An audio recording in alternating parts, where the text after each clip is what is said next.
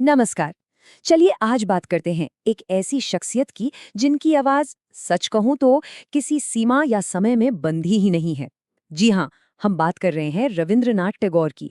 एक मिनट के लिए सोच कर देखिए, क्या ऐसा हो सकता है कि कोई एक इंसान, सिर्फ एक, दुनिया को कविता भी दे, संगीत भी दे, फिलॉसफी भी दे और तो और दो दो देशों के राष्ट्रगान भी दे? सुनने में कहानी लगती है ना, पर ये कोई कल्पना नहीं है। ये हकीकत है रविंद्रनाथ टैगोर की, भारत के महानतम कवियों में से एक, और एक ऐसी आवाज जो सिर्फ भारत के लिए नहीं बल्कि पूरी मानवता के लिए थी। तो चलिए जानते हैं कि आखिर कौन थे टैगोर, उनका जीवन कैसा था। ये कहानी है एक ऐसी आवाज की जो हर दौर के लिए मायने रखती है। देखिए, टैगोर को किसी एक खांचे में फिट करना सच में नामुमकिन है। वो एक कवि थे, एक दार्शनिक थे, एक लेखक, एक शिक्षक। बात यहीं खत्म नहीं होती। वो एक संगीतकार थे, एक पेंटर थे और एक समाज सुधारक भी। मतलब उनकी प्रतिभा के कितने ही पहलू थे। उनके जीवन के कुछ पड़ावों पर नजर डालते हैं। 1861 में कैलकाटा के एक बहुत ही कल्चर्ड परिवार में उनका जन्म हुआ। फिर 1901 में उन्होंने शांति निकेतन की नींव रखी, जिसके बारे में हम आगे बात करेंगे।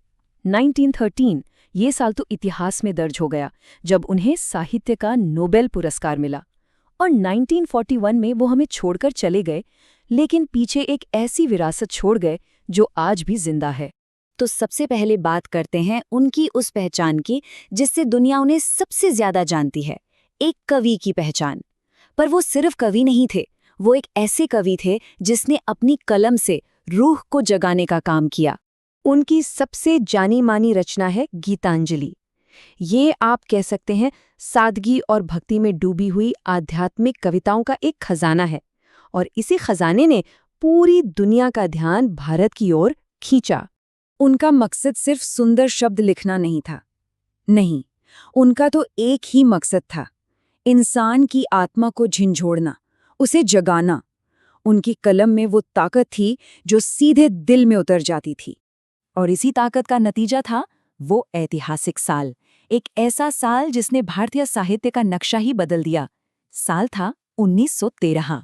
इसी साल वो साहित्य का नोबेल पुरस्कार जीतने वाले पहले नॉन यूरोपियन बने। सोचिए, पहले गैर यूरोपियन। ये सिर्फ टैगोर की जीत नहीं थी, ये पूरे भारतीय साहित्य की जीत थी, जिसे पहली बार दुनिया के सबसे बड़े मंच पर इतनी बड़ी पहचान मिली। अगर उनकी कहानियों और कविताओं में झांकें तो हमें क्या मिलता है? प्रेम और बिछोह की बातें, महिलाओं की आज़ादी का सवाल, सामाजिक अन्याय के खिलाफ आवाज़, और परंपरा और आधुनिक सोच के बीच की वो कश्मकश। साफ है वो अपने समय से बहुत बहुत आगे की सोच रखते थे। लेकिन टैगोर की दुनिया सिर्फ कागज और कलम तक ही नहीं थी। उन्होंने तो शब्दों से बाहर निकलकर एक असल दुनिया बनाई, एक ऐसी जगह जिसे वो प्यार से कहते थे पूरी दुनिया के लिए एक घोंसला। देखिए, उस जमाने की जो स्कूली शिक्षा थी, 4 दीवारों के अंदर रट्टा मारने वाली पढ़ाई, टैगोर को उससे सख्त नफरत थी। उनका मानना था कि ये सिस्टम दिमाग को आज़ाद नहीं करता, बल्कि उसे एक पिंजरे में कैद कर देता है। तो इसका हल क्या था?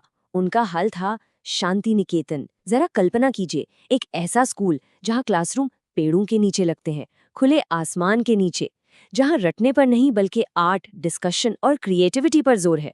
उनका फंडा बिल्कुल सीधा था, दिमाग को आज़ाद करो, उसे जकड़ो मत।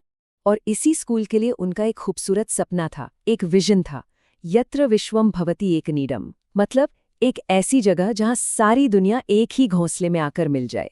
और उनकी क्रिएटिविटी का एक और कमाल का पहलू है।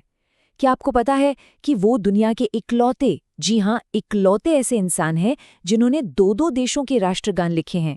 हमारा जनगण मन भारत का राष्ट्रगान और आमार सोनार बांग्ला बांग्लादेश का राष्ट्रगान, दोनों उन्हीं की देन है। चलिए अब उनके विचारों की गहराई में उतरते हैं, उस हिस्से में जहां वो राष्ट्रवाद यानी नेशनलिज्म और मानवता के बारे में अपनी बेबाक राय रखते हैं। उनके लिए एक चीज हमेशा साफ थी, इंसानियत किसी भी देश से, किसी भी राष्ट्र से हमेशा ऊपर है। उनकी सोच देखिए कितनी साफ थी। एक तरफ है अंधा राष्ट्रवाद जो सिर्फ अपने देश के घमंड, ताकत और सरहदों की बात करता है, और दूसरी तरफ है टैगोर का मानवतावाद जो ज्ञान, करुणा और एकता को सबसे ऊपर रखता है। ऐसा नहीं कि वो देशों से प्यार नहीं करते थे, करते थे, लेकिन इंसानियत की कीमत पर बिल्कुल नहीं।